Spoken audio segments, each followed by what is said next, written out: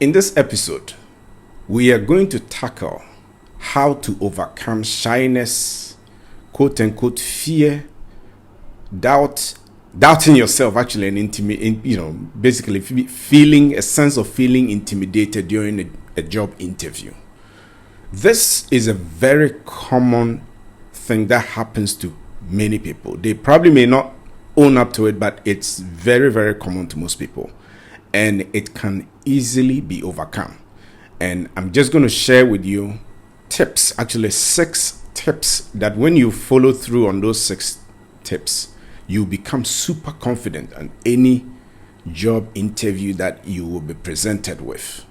Good. So without much ado, let's get into it. Okay, so the first tip or the first point is that you have to prepare your responses in advance. And when I talk of responses or speak of responses, what I mean is that you have to prepare, especially your stories in advance.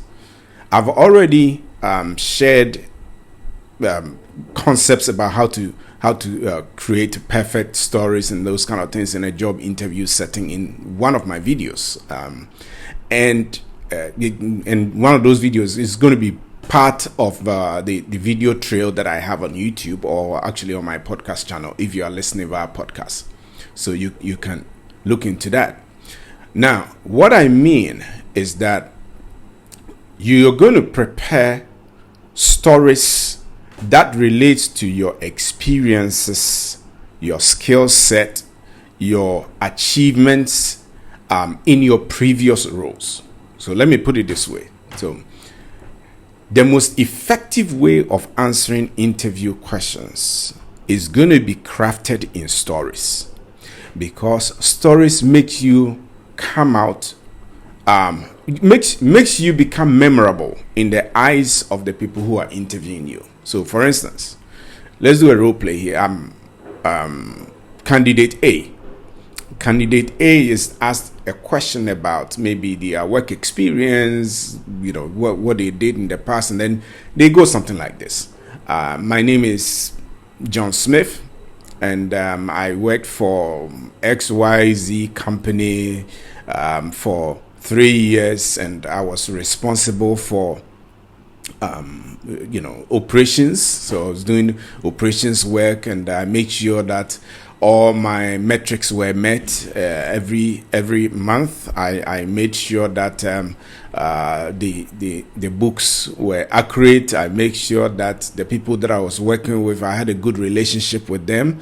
I was responsible for creating monthly dashboards and that monthly dashboard about employee headcount and inventory of goods and reconcile them at the end of the month, and I did that everything excellent to the letter, right? So this is candidate A. I called John Smith.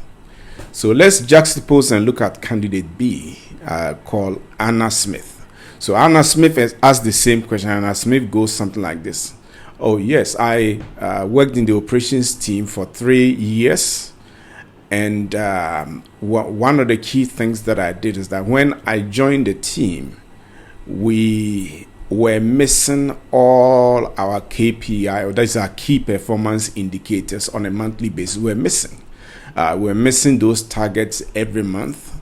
But when I joined, within 3 months, we were hitting all our targets and even exceeding our goals. And this is how we did it, So it's one of those things that I noticed that the team was not very well motivated. So I will go out of my way, and we do team. I introduce, or I help management or I got management to kind of support team bonding exercises. So I introduced it. I told my boss about it, and he was excited about it. So I became a mini organizer in the team, that every Friday we did some fun activities, playing maybe ball here, or going for, let's say a basketball tournament as a team, or let's say going to just all of us going spending 2 hours right by the beach, because our office was very close to the beach, and then we just go barefoot and we walk, and then we get some food to eat, and then we come back and that kind of thing. So the team cohesion started increasing. And then also one of my friends worked in a different firm, and they had a very fantastic training program. So I suggested to our superiors to look into giving us some kind of training, so that it will help in our efficiency of delivery. And our team leaders bought into that. So we got enrolled into a very amazing program. And with that, our efficiency just skyrocketed because of what we learned. So when the time came for us to deliver our deliverables, it was amazing. And prior to that, in the team, the employee turnover was very, very high. It was as high as like 60%. But since I joined the team, nobody has left. And that is a testament to what I can bring to the job, this job that I'm applying for. Full stop. So you see how stories, which one of them in your mind, which one of these candidates is going to be memorable? Obviously, it's going to be Anna Smith. That's candidate B, because she crafted her responses in stories. And the stories have to be based on experiences, and more importantly, achievements stroke results driven stories. And that is powerful, because it stays with people. And people, we as human beings, like God, as God created us, we love stories.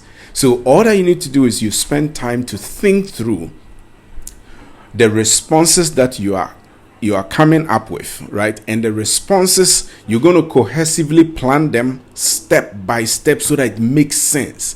And just make sure that your story is true, right? I had a conference, I attended a conference recently, Grant Cardone's conference, and one of the speakers made a profound statement that actually really resonated with me. He said, if you tell the truth, you wouldn't need to remember what you said yesterday.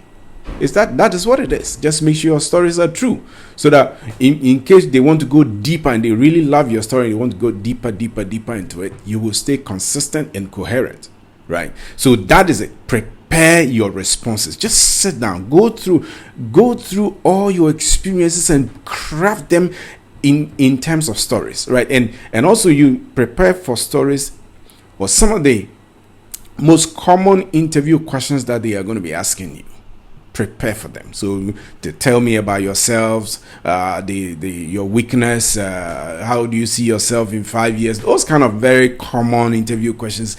Craft all your responses in terms of story, and prepare these stories in advance. Prepare. I can't emphasize this enough. Number two, the second tip is that you're going to practice your answers. Practice them. There's a saying that goes that practice makes perfect, right? So you practice them. How are you going to practice them? There are probably 3 different ways of practicing your responses. The first one is you stand in a mirror, right? Stand in the mirror. Do this probably about a week, maybe 3 days before your interview. You prepare your story. You know all your storylines. You know all the step-by-step, within your story, right? And you stand in a mirror, assuming you are asked these questions about your resume, about tell me about yourself question, that kind of thing, and then you stand in the mirror and then you begin to respond. Now, as you do that, you check your body language. Your question, what you are going to ask yourself is, if I was on the other end, if I was the recruiter or if I was the hiring manager, would I be comfortable with you as a person, right? So it's better to criticize yourself in a positive way, right? Not to beat yourself down, but it's better to be your own critique than somebody else critiquing you in this sense, right? So you look at it, then you see that, okay, there are certain times that you make certain pronouncements, that your body language, maybe your jaw drops a little bit, or you look a little bit uncomfortable, or there's a little bit lack of confidence here and there. Then you'll be able to see which areas those things are. And then you begin to refine your posture. You refine the way you say them, right? And then as you do them constantly. Do them maybe twice a day, one in the morning, one in the evening. Do that kind of thing. The next thing is you can do role play. Get a sibling, somebody that you can trust, somebody that can actually objectively give you good feedback, right? Or objective feedback, and say, look, hey, I'm due to go for an interview next week, and I would you mind you doing some kind of a role play or a dry run with me, and let me know if there anything that stick out when I'm answering these questions, right? And then so you do kind of a sparring match, right? They do, the boxers do that all the time. They do that with their trainers, right? With those big bags. So basically you're doing sparring with your coach, right? Maybe your younger brother or your elder sister or whoever it is, a friend or a colleague or whatever it is. And then you practice it. As you practice that, there is no way you walk into that interview that you will feel intimidated, because you've practiced your lines, right? Then the other thing is, if you can't find anybody and you don't have a mirror, which I doubt, you can record yourself on your cell phone. So get the answer, you dictate, or actually begin to answer the question and just basically record yourself in a video. And after you're done, go back in the video, replay them several times, and see the areas that you are not very confident or you are not very comfortable, and then polish them and redo it again until the point that you really feel that, wow, I'm really there, right? Okay, so let's go to point number 3. Point number 3 is very simple. Keep your responses short and crisp, tidy. Don't go mumbling about. The more you want to talk more, the more mistakes that you're going to be making. And frankly speaking, the more you talk, the more you're going to begin to say things that you never meant to say. You're going to accidentally reveal things about yourself that you probably didn't need to. They were not needful. So keep your answers concise and you will be fine. Okay. Then this one, number 4, is look for, if the opportunity presents itself. This is a key, especially towards the beginning of the interview. Look for a way to establish a common ground with all your panel members. If it's multiple people interviewing you, that it's more easier to do with a panel than even an individual. Sometimes it works with an individual interviewing you, but most of the time it works when there are 1 or 2 or 3 people. I mean, more than 1, 2 or 3 people interviewing you. It's a panel form of interview. This is what I mean. Common ground. I remember there was a time I walked into an interview. It was in Manchester, England. And the interview was great in the sense that within the first 3 minutes, I established a common ground with one of the panel members. So apparently, the moment he saw, or we started the interview, he realized that, oh, I came from a different background, I have a different accent. So where is this accent from? South Ghana in Africa. Oh, wow. My wife came to do missionary work in Ghana. In this XYZ, I mean this in the year so I've forgotten the exact year that he mentioned, and I just quickly said, oh, okay, which part in Ghana? And the moment he mentioned, I said, oh, that's my hometown.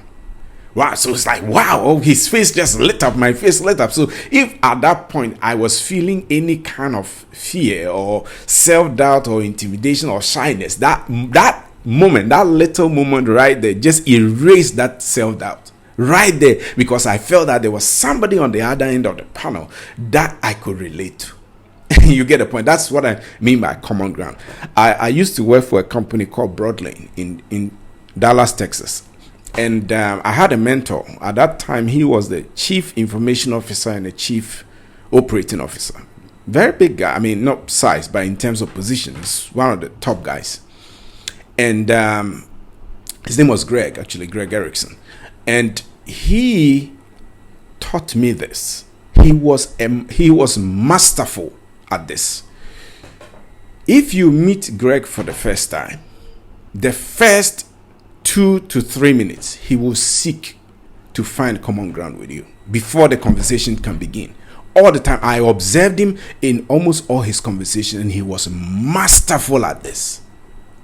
Super masterful. No matter where you could be the lowest of the lowest, or you could be the highest executive he meets, his first 2, 3, 4, maybe 5 minutes is to seek common ground with you, because human beings are humans first, right? We are relationship driven people. No human being is an island. So on the interview panel, maybe it may just be a little loose. Watch out for those kind of loose talks, loose discussion. Maybe people talking, oh wow, I just maybe man, I can't believe we lost the game last night. Kind of. Oh, and they'll probably be chit-chatting amongst themselves before the interview. And you say, okay, wow, and they'd be talking about your team. And we did, oh wow, you support Manchester United. Okay, I've been a Manchester United fan for 6.5 years or whatever, since I was a little kid. My dad took me to this, these are, I'm just making this up, right? But I'm just trying to show examples of where you can draw commonality with people, and that boosts your confidence very quickly in an interview. Okay, then the next thing is that you're going to make the interview not about you. Anytime the focus is on you, shyness is a product of concentrated energy on you, right? Or concentrated focus on you as a person.